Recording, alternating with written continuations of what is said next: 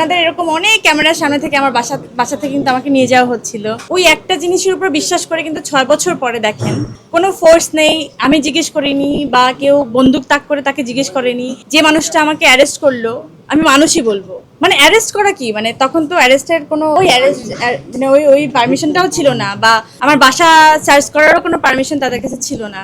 তারপরও যেটা করেছে সেটা নিয়ে কিন্তু আমি কোনোভাবেই কোনো কথা বলিনি। আমি আজকে হাসছি কেন জানেন, আমি হেসে হেসে কথাগুলো কেন বলতে পারছি জানেন?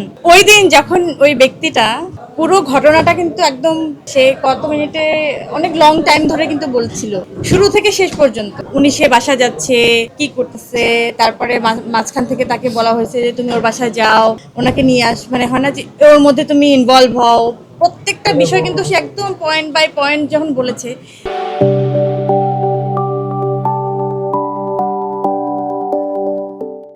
তার আমি বলছি ভাই কি দরকার ছিল এত কিছু বলার? জানেন এটা কেন দরকার ছিল? কারণ আমি সত্যি ছিলাম।